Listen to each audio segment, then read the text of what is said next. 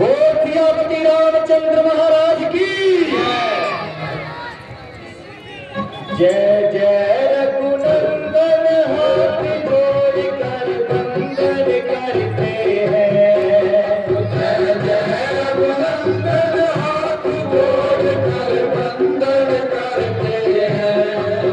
जय जय रघुनंदन हाथ जोड़ कर वंदन करते हैं। जय जय रघुनंदन हाथ जोड़ कर वंदन करते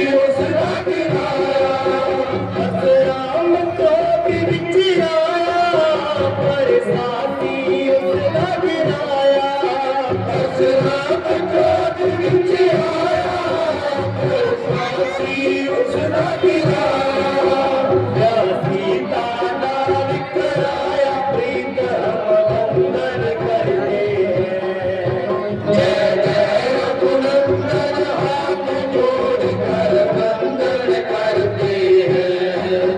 जय जय रघुनंदन हाथ जोड़ कर वंदन करते हैं।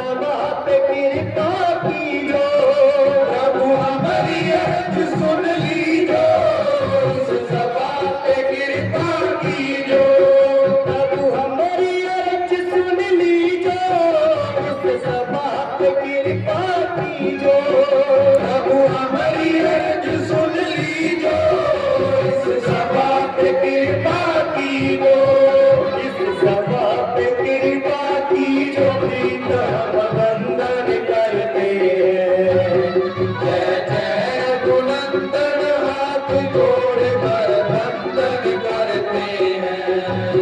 जय जय रघुनंदन हाथ जोड़कर वंदन करते हैं।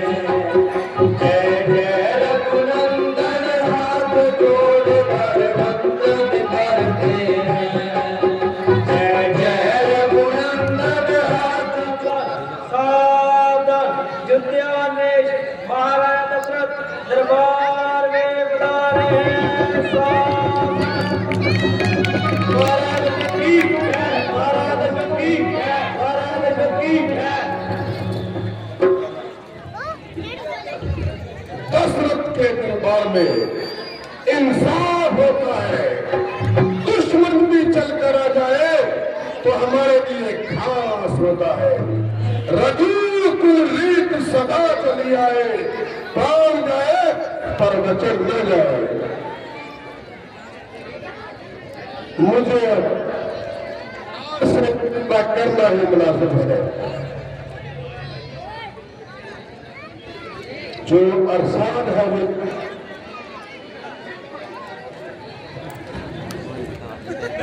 जो चांद है का उस पर विचार करना ही मुनासिब है। ओवर चारों जवान और लाइट फाइक है।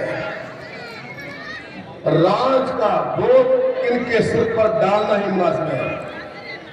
मंत्रिमंडल और दरबार के सभी कर्मचारियों, आप जो देख रहे हैं कि मेरी उम्र का आखिरी हिस्सा ही बचा है, इसलिए मेरा विचार है कि राजभाग से अलग होकर बाकी का जीवन प्रभु भक्ति में गुजार दे।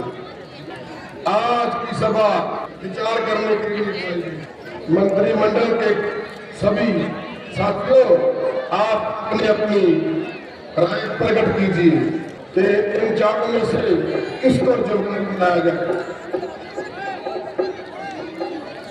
महाराज रामचंद्र सबसे बड़े हैं, वैसे भी समझदार और बुद्धिमान है।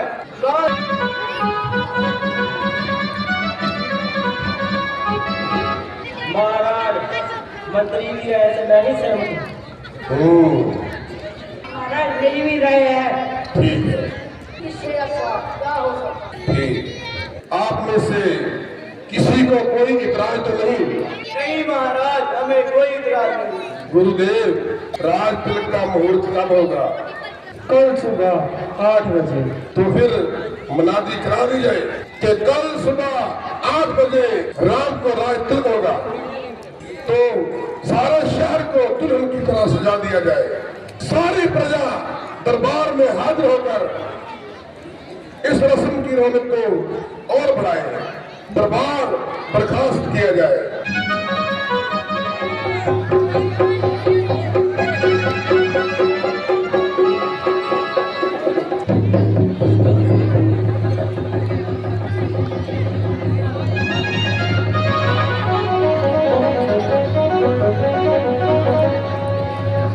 सुनिए सुनिए मेहरबान, जरा करो इधर ध्यान।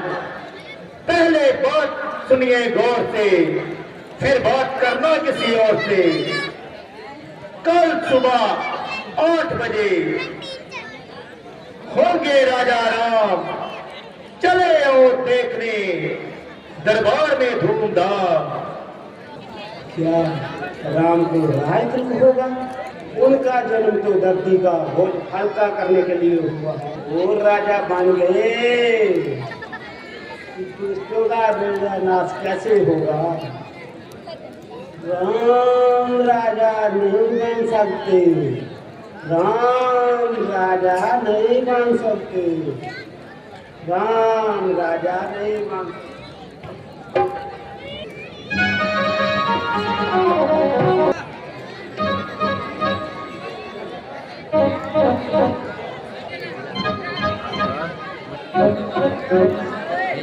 अरे ओ मथुरा, सुबह सुबह कहाँ चली गई थी? रानी जी यार गई थी। कोई ताजा खबर लाई? रानी कल राम को राज तिलक होगा। ये तो बहुत अच्छी खबर है। इधर इस खबर के लिए मैं तुझे ये इनाम देती हूँ। रहने दीजिए रानी जी हार, ये हार नहीं कांटों की बेल है, इसमें छुपा हुआ किस्मत का मेरा खेल है। अगर राम राजा बनेंगे तो तेरे पेट में क्यों दर्द उठे?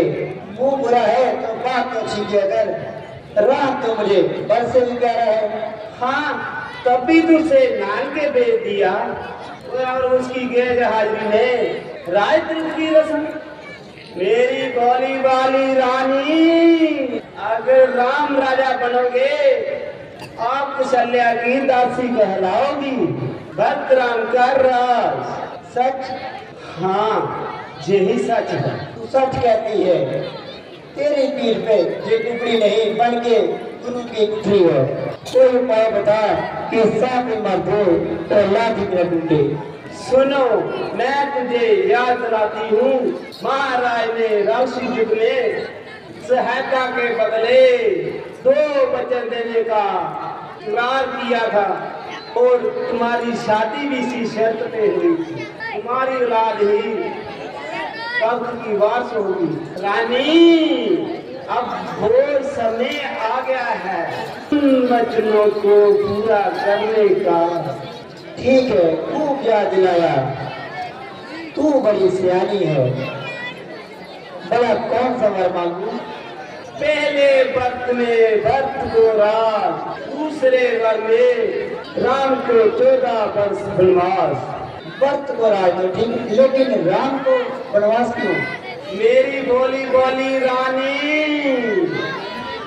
अब राम जहाँ रहेंगे वो आप सुनाएंगे। महाराज का आने का वक्त हो गया है। रानी, अपना हाथ श्रृंगार उतार के भवन में चली जाए। महाराज हाथ जोड़े, पाँव पकड़े, नाक पकड़े, आप ऐसे गिरफ्तार दिखाना महाराज को वचन मानने पड़े। रानी, महाराज का आने का समय हो चुका है। रानी, संभल के रहना।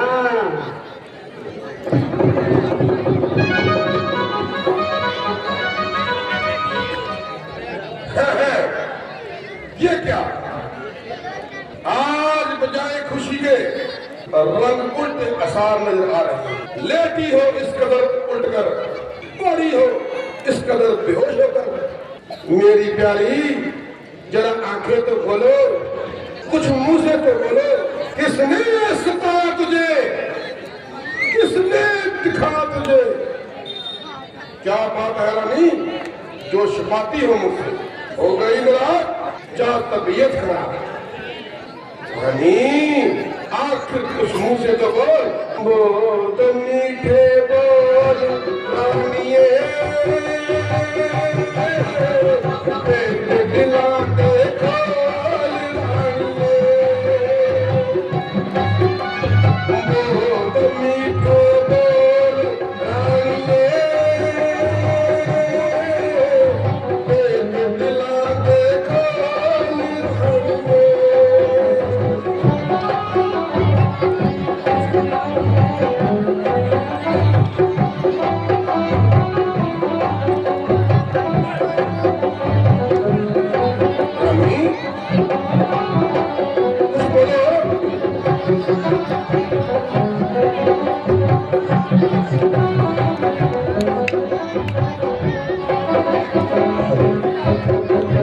जिसने तुमको हाथ लगाया उसके दोनों मैं हाथ तोड़ दूं। जिसने तुमको हाथ लगाया उसके दोनों मैं हाथ तोड़ दूं। और बुरी नजर जिसने भी देखा उसकी दोनों मैं रोज बोल दूं। तू है बड़ी अनमोल रानिए, एक दिला दे खोल रानिए, मीठे बोल रानिए,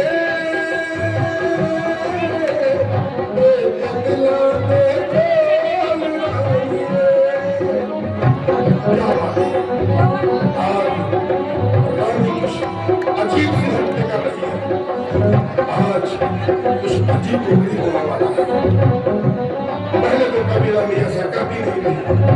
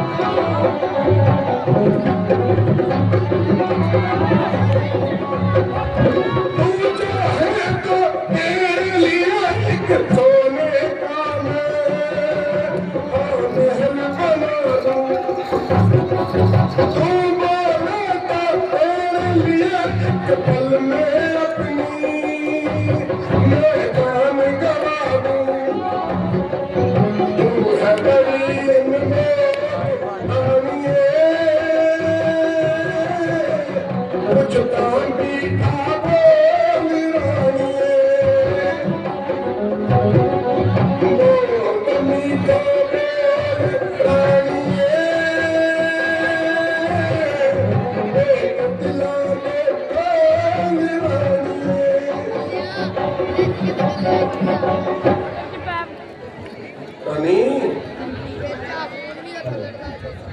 आखिर कुछ मुंह से तो बोल। मंत्रा, तुम्हें कुछ मालूम है? नहीं महाराज, ये रात से ऐसी पड़ी है, ना तो कुछ बोलती है ना तो आंखें खोलती है, बस ऐसे ठंडी ठंडी आंखें भरती है। बहुत नजर देखा हो जिसने, और खुशकी भोर दूं। हाथ उठाया हो किसी ने तो हाथ उसका तोड़ दूं। बहुत जुदा बोला है किसी ने तो जबान उसकी काट दूं। रानी, जाग रही हो कि जा सो रही हो? ना मैं जाग रही हूँ ना मैं सो रही हूँ, बल्कि अपनी किस्मत को रो रही हूँ। रानी, क्या शल्य ने कुछ कहा है? रानी, तो जा फिर राम ने आपको कुछ कहा है? ना गया कुछ राम से ना तो चलने से कोई शिकायत है, खुद किया बर्बाद मुझे पूछते हो क्या बात हो, चुनावी बलों ने सूर्या मेरे बर्बाद करने को आ गया, समाज मेरा हिसाब करने को। रानी, ये क्या आज तुम अजीब किस्म की बातें कर रही हो? मेरी प्यारी, मुझसे बोलो, तुम क्या चाहती हो? चाहती हूँ क्या और तुम क्या दे सकते हो? दे सकता हूँ रानी, दूंगा, अवश्य दूंगा। जो मांगेगी वही दूंगा। इच्छा है मेरे प्राणों की तो वो भी दूंगा। मुझे मर्दों पर विश्वास नहीं, पहले राम की कसम खाइए। रानी, अगर तुम्हें राम की कसम खाने से इतबार हो सकता है तो कसम है मुझे अपने प्राण की, कसम है मुझे अपनी जान की, कसम है मुझे अपनी शान की, और कसम है मुझे अपने राम की। बोलो रानी, क्या चाहती हो? महाराज देखो, आपने राम की कसम खाई है। रानी, हाँ हाँ, मैंने राम की कसम खाई है। आपने एक दफा 2 वचन देने का वादा किया था, 10 ही वो आज अपने 2 वचन मांगती है। बस इतनी सी बात। रानी, तो क्या तुम 4 मांग सकती हो? नहीं महाराज, ये सिर्फ 2 ही चाहिए। तो बोलो रानी, क्या चाहती हो? सोच लो, विचार लो, बाद में फिर मत जाना। रानी, हम रघुवंशी हैं, अपने वचनों को प्राणों के साथ निभाते हैं। रघु कुल रीत सदा चली आए, प्राण जाए पर वचन न जाए। तो सुनो, पहले बार में जे मांगे दासी वो बत को राय, और दूसरे बार में राम को 14 वर्ष वनवास। अरे हो पगली, मेरे बुढ़ापे का ख्याल तो कर लिया होता। ये तेरे दिल में क्या समाई जो मेरे राम को वनवास भेज रही हो? रानी, तू तो कहती थी कि राम मुझे घर से भी प्यारा है, और वो तेरा प्यार कहाँ गया? और वो तेरा प्यार कहाँ गया? महाराज जा तो बस हाथ रहिए, जा फिर राम को वनवास दे दिए। रानी, राम और भरत दोनों मेरी आंखों के हैं, जिन्हें देखे बिना मैं ना पाऊं सुख चैन। तो क्या मेरे राम को वनवास और मेरे भक्त को राज। रानी, मैं तेरे आगे हाथ जोड़ता हूँ, मुझे राम की भिक्षा दे दो। महाराज मेहरबानी करके मेरे पाँव को हाथ मत लगाइए और मुझे ऊंची मत कराइए। कल्पना का कोई काम नहीं। क्या तो कि आपने मुझे नहीं दिए और हाथ में हाथ नहीं मारा। और बड़े रघुवंशी नहीं,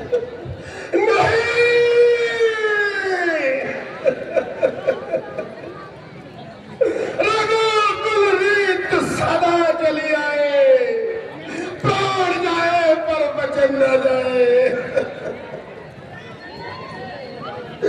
और राम, तेरा किस युग बड़ा होगा?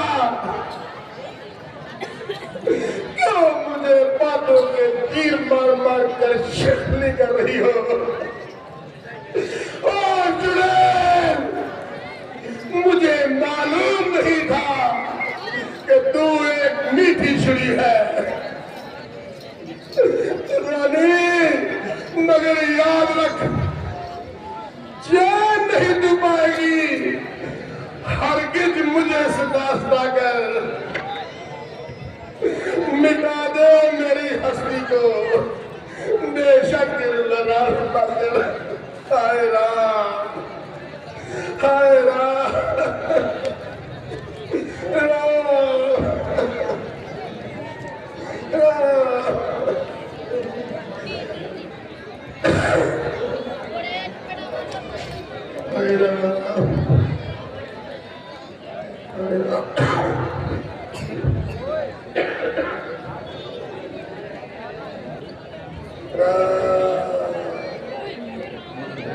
आ गया।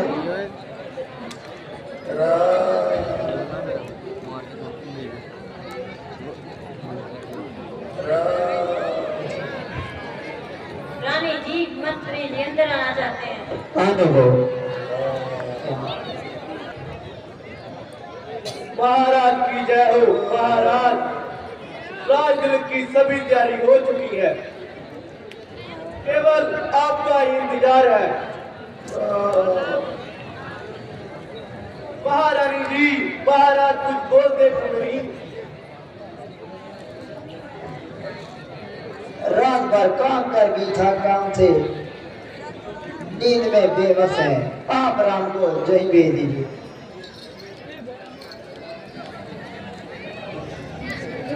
आज दाल में दूध काला है, परमात्मा खैर करे।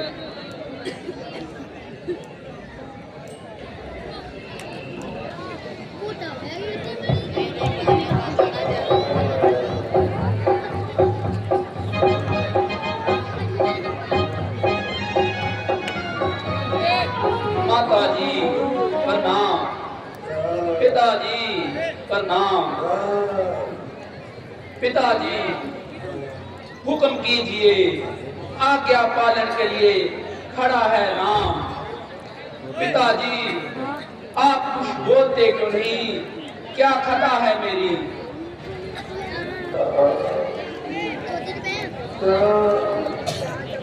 बेटा राम, मुझे मेरे घर लग जाओ।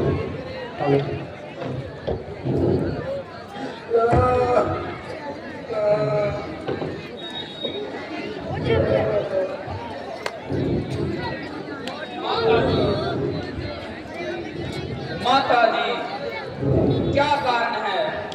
पिताजी की ऐसी दशा क्यों है? क्या सुनने की ताकत रखते हो? माताजी, राम पिताजी को ऐसी हालत में हरगिज नहीं देख सकता, मगर सुनने की ताकत रखता है। तो इसका कारण तुम हो। क्या मैं? हाँ, महाराज ने मुझे 2 वचन देने का वादा किया था। उनको पूरा करने के लिए काम तो कर रहे हैं। यही कारण है इनकी कल्पना का। महाराज के वचनों को पूरा करेगा राम। मुसीबत जो पड़ेगी सिर पर सहेगा राम। माता जी आप बताइए वो कौन से 2 वजन थे? पहले वर में वर्ष को और दूसरे वर में तुझे 14 वर्ष वनवास। सिर्फ इतनी सी बात पर पिताजी दुखी हो रहे हैं। मैं पिताजी के वचनों को पूरा करूंगा और आज ही वनों को चला जाऊंगा।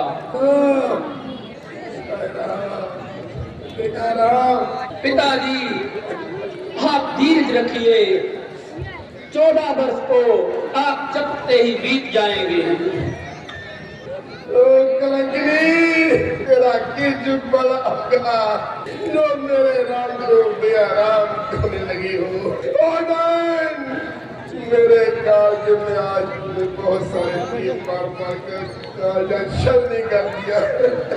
बेटा राम, जब तक तुम जहाँ रहोगे महाराज ऐसे करते रहेंगे। नहीं नहीं राम, बेटा जाओ अपनी माता को चटे से आज्ञा लो। नहीं राम, पिताजी प्रणाम, माताजी प्रणाम। नहीं बेटा राम, मत जाओ बन को मत जा राम प्यारे ना जाने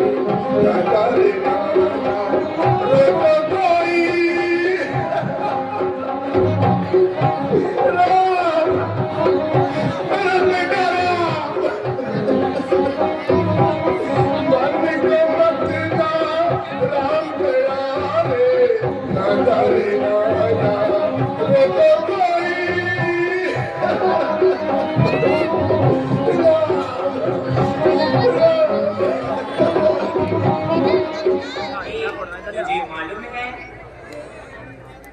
आज राम को राजतिलक होगा। हाँ, मुझे मालूम है आज राम को राजतिलक होगा। आज मैं तुझे मूंगा का इनाम दूंगी।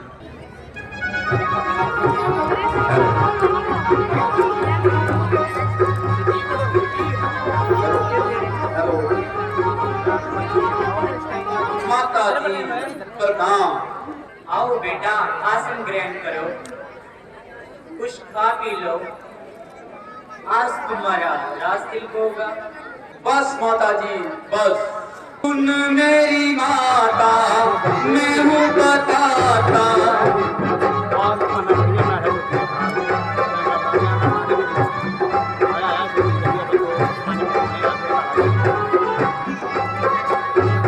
सुन मेरी माता, मैं हूँ बताता।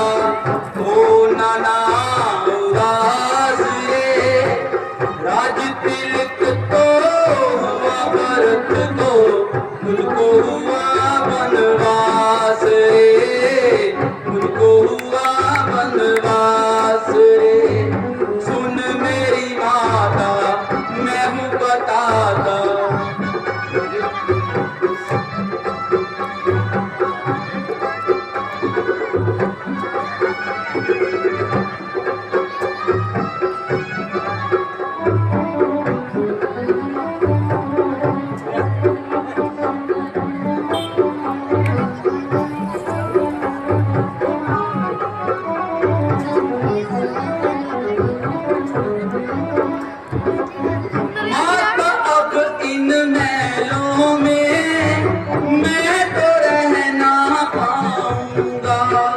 माता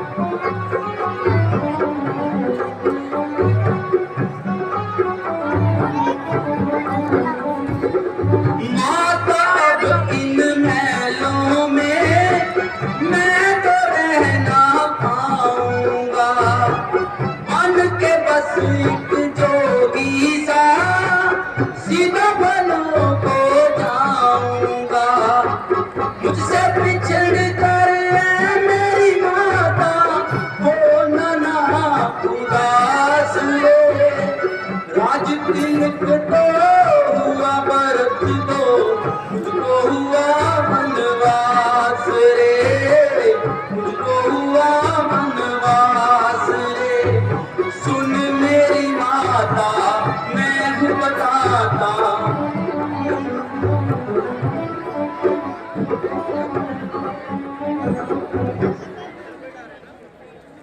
खुशी में इन बातों का मान गुमान नहीं, सुनकर तुम्हारी यही बातें रही मेरे बदन में जान नहीं। तूने तैयारी की बनों की तो कौशल्या की खैर नहीं, बिना राज के बेटा मेरी घटी कोई शान नहीं। हुक्म नहीं रहा अब मुझको घर का खाना खाने का, नहीं किसी का दोष है माता बदला रंग जमाने का।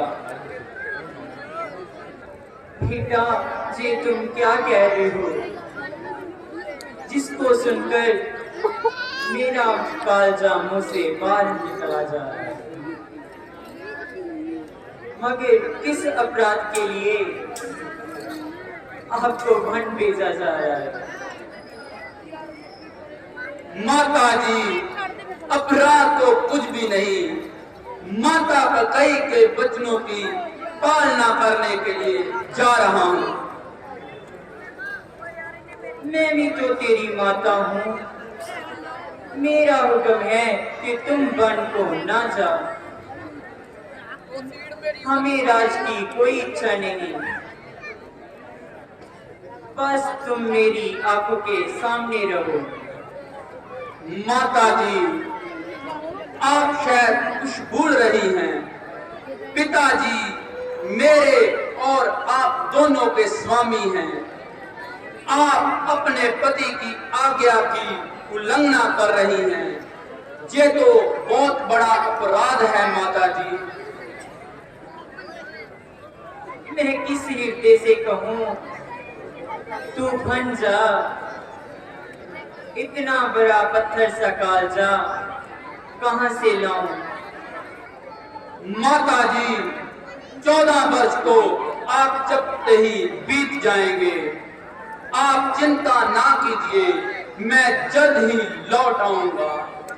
जो मुहूर्त राज तिलक का है वही मेरे वन जाने का। माता जी, हाँ माता जी कि आप रो रही हैं। बेटी बतलाने के लिए हृदय कहाँ से लाऊं, किस दिल से बताऊं, तू इससे ही पूछ ले। स्वामी जी माता जी के रोने का क्या कारण है? मैंने 14 वर्ष के लिए वन यात्रा को जाना है, इसीलिए जुदाई के कारण रो रही हैं। लेकिन आप किस लिए वन जा रहे हैं? पिताजी की आज्ञा का पालन करने के लिए। तो मैं भी आपके साथ जाऊंगी। सीते तू शदाई ना बन, वहां शेर, चीते, बाघ और बड़े बड़े जानवर होंगे जो एक ही सांस में आदमी को निगल जाते हैं। तुम उन्हें देखकर डर जाओगी। स्वामी जी जहां आप हैं वहां मुझे किसी शेर का डर नहीं। भारतीय नारी किसी से डरने वाली नहीं, हर प्रकार के दुख सहन कर सकती है। रहती है दूर जहां छाया वही होती है। रहेगी सीता वहाँ जहाँ राम होते हैं। थे तू जिद मत कर, मैंने तो अपने पिताजी की आज्ञा का पालन करना है। मैंने भी अपनी माता जी का आज्ञा का पालन करना है। तो तुम्हारी माता जी की क्या आज्ञा है? कि जहाँ मेरे स्वामी होंगे वहाँ उनके दुख सुख में उनका साथ दूंगी। तुम्हारा कहना ठीक है, मगर तुम्हारा मेरे साथ जाना मेरे लिए मुसीबत बन जाएगा। नाना, अगर मुझे साथ नहीं ले जाओगे 14 वर्ष के बाद सीता को जिंदा वापस नहीं पाओगे। तो अच्छा, फिर माता जी से पूछ। माता जी, आपका क्या हुक्म है? मैं तुम्हारी स्त्री बन घर में बांधा नहीं डालना चाहती। स्वामी जी, माता जी ने तो अपना फैसला सुना दिया। तो अच्छा, तुम्हारी इच्छा, फिर तैयार हो जाओ। भगवान जी क्या हो रहा है? क्या करूं बेटी, घर में मुझे तुम छोड़ चले।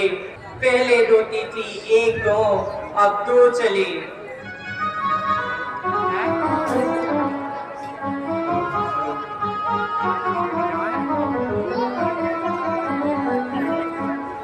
अब तक मन को बहुत रोका, लेकिन माता जी की हालत देखकर मेरा कांटा फटा जा रहा है। मेरी माँ झूठ की में इस कदर औजार है तो मेरे जीने पर लाख लाख तोड़ फटकार है।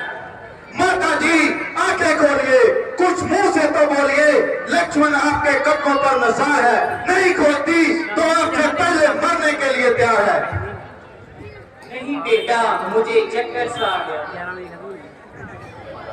अजब अन्याय है, जब राम हर तरह से राज का हकदार है तो फिर दूसरे को क्या अधिकार है? रोने और गिड़गिड़ाने से राज नहीं मिल सकता, किसी के कहने और सुनाने से राम घर से बाहर नहीं जा सकता। हाँ, अगर किसी में है हिम्मत तो मुकाबले पर आए और 2-2 हाथ हो जाए, राज करने का मजा आ जाए। जब तक मेरे दम में दम है, मैं किसी की दाल नहीं करने दूंगा। प्यारे भाई, मुझे अफसोस है कि तुम इतनी जल्दी गुस्से में क्यों आ गए। जरा सोचो कि किसके खिलाफ हथियार उठाओगे और किसको हाथ दिखाओगे। बिना सोचे समझे अपने मुंह से बातें निकाल रहे हो, जरा अपने आप को संभालो। तमाम कुल का नाश हो रहा है, जिसे देखकर मेरा काजा पास पास हो रहा है। उधर पिताजी की हालत बद से बदतर होती जा रही है, इधर माता जी रो रही है और सीता माता जी अलग तरफ रही है। मगर मालूम नहीं आपको बन जाने का कौन सा चाव चढ़ा हुआ है। मैं देखूंगा कि भरत किस तरह से राज करता है। मेरे भाई, जरा गुस्से को थाम और विचार कर। बर्थ का भला इसमें क्या कसूर? वो तो जहां से है कोसों दूर। हमने तो रघुकुल का पालन करना है। रघुकुल रीत सदा चली आई, प्राण जाए पर वचन ना जाई। अगर रघुकुल की यही कसम है तो अयोध्या में रहना मेरे लिए कसम है। अगर तुम मेरे साथ चले जाओगे तो बेचारे वर्ष का क्या होगा? लक्ष्मण से कैसा सवाल? वर्ष का इस हालत में जिंदा रहना दुश्वार है। तो लक्ष्मण उससे पहले मरने के लिए तैयार है। तुम्हारी जिद से सारा खानदान बेजार है। शाबाश बेटा लक्ष्मण, तूने मेरे दूध की लाज रख ली। मेरे बेटे, तेरी जुदाई मेरे लिए कष्ट है, मगर फिर भी मैं संतुष्ट हूँ।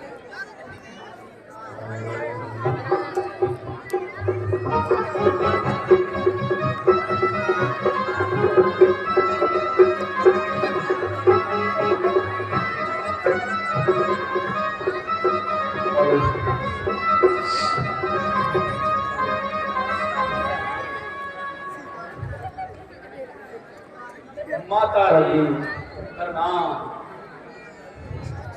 पिताजी प्रणाम। अब हमें जाने की इजाजत दीजिए।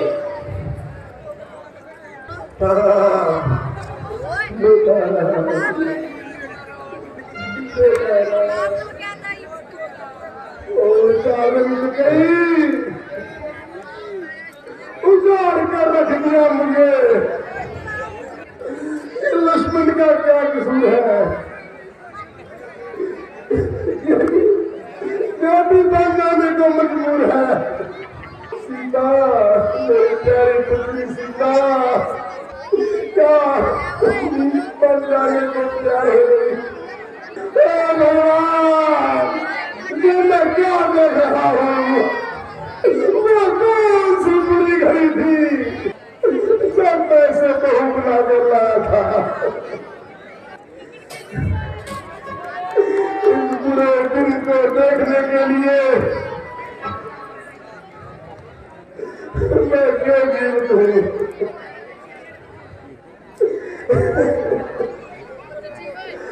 मन को मत जा राम प्यारे, नगर लागा तू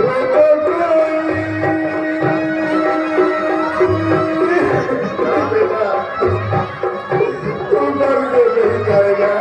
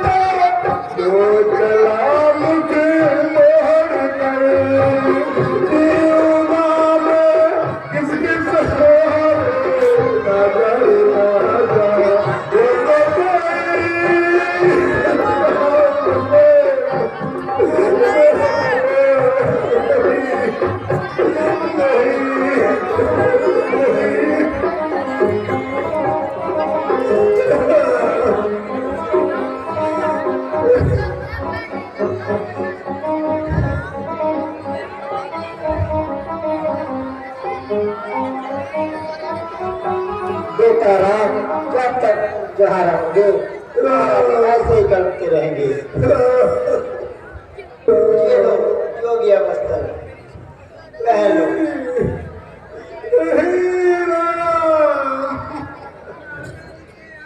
बेटी सीता, तुम इधर आओ, मैं तुम्हें अपने हाथों से पहनाती हूँ।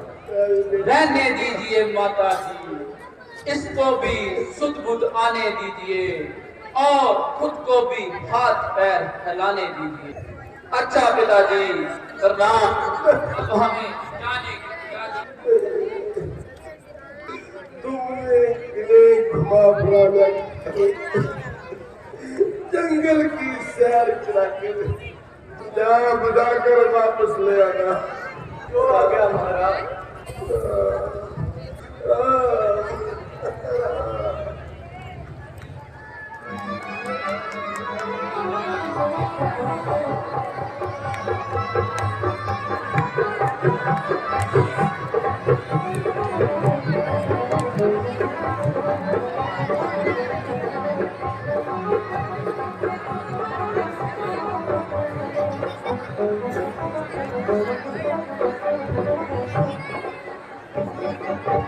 महाराज रथ तैयार है। हम फकीरों के लिए रथ की क्या जरूरत? महाराज ऐसा ना कीजिए। चलिए महाराज हम भी आपके साथ जाएंगे और एक नई क्या करेंगे। भाइयों, आपका प्यार हमारे साथ है। अगर आपकी यही इच्छा है तो चलिए।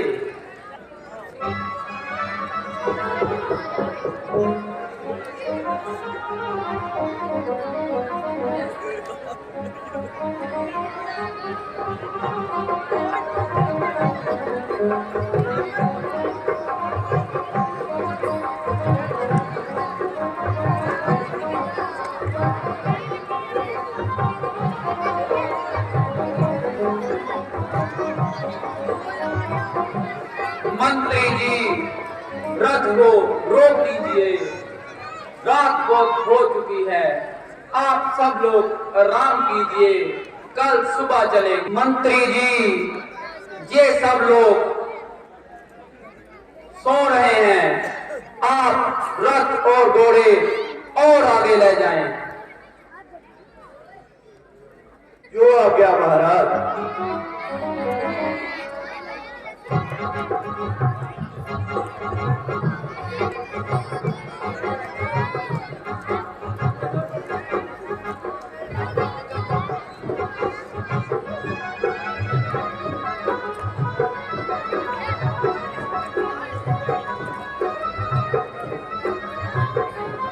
अरे राम, हमको छोड़ के कहाँ चले गए?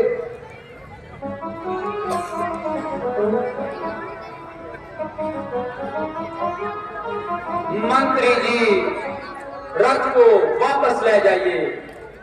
महाराज, आप ही हमारे साथ चले, आपकी वन यात्रा पूरी हुई। और 14 वर्ष बीच में ही खा गए। मुझे अफसोस है कि आप जैसा समझदार ऐसी बातें कर रहा है। क्या करूं महाराज, आपके पिताजी ने मुझे ऐसी ही आज्ञा दी थी।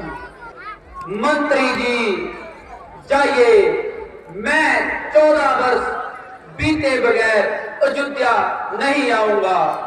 जाइए और पिताजी को धीरज दीजिए। जो आज्ञा महाराज।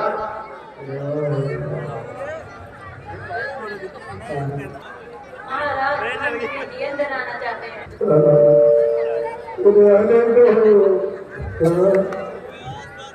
महाराज की जय हो। मेरे हंसों की चोरी में वापस ले। नहीं महाराज, मैंने अपना एक ही चोटी का जोर लगाया, मगर वो मानने के लिए तैयार नहीं। पिता मुझको खोजने लगे। जब तक 14 वर्ष साल वनवास पूरे नहीं करेंगे, तब तक वो दुनिया नहीं आएगी।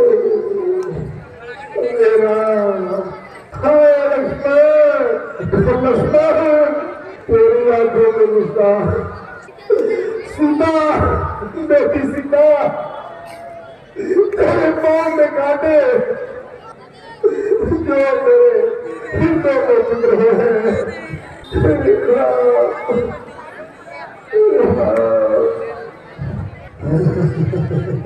जिस तरह हम तड़फ कर मर रहे हैं, एक दिन तू भी अपने पुत्रों के वियोग में इसी तरह तड़फ कर मरेगा।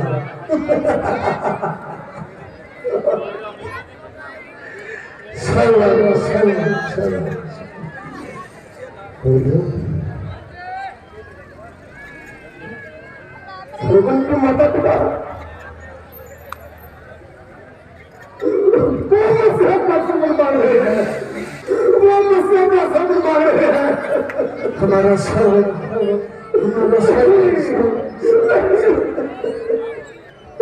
उनका अपराध पूरा होने वाला है।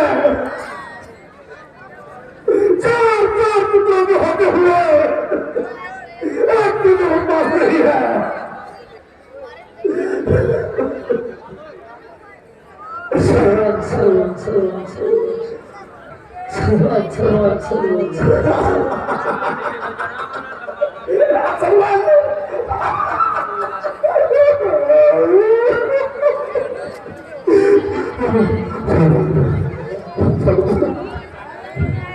जिस तरह हम जा रहे हैं, इस तरह एक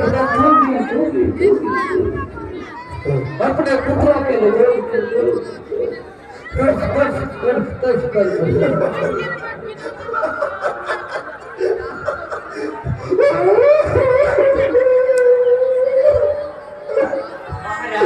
ये सच कौन था? इसलिए वो अंधे माता पिता का सहारा था और वो मेरे तीर से मारा गया और उनके माता पिता ने मुझे श्राप दिया था कि जिस तरह हम पुत्र के विजोग में तड़प तड़प कर मर रहे हैं तो भी एक दिन इसी तरह अपने पुत्रों के विजोग में तड़प तड़प कर मर जाएगा। हमारा समय हमें दे दे।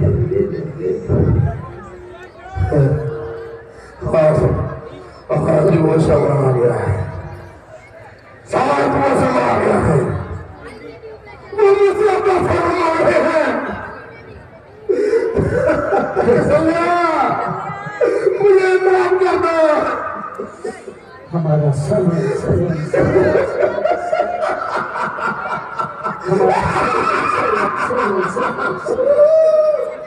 एक दिन राम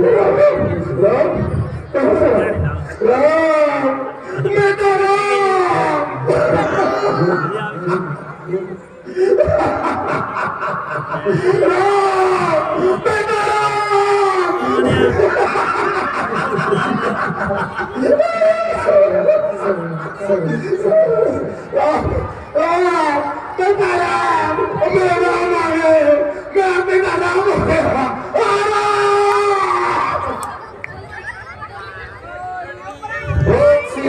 रामचंद्र महाराज की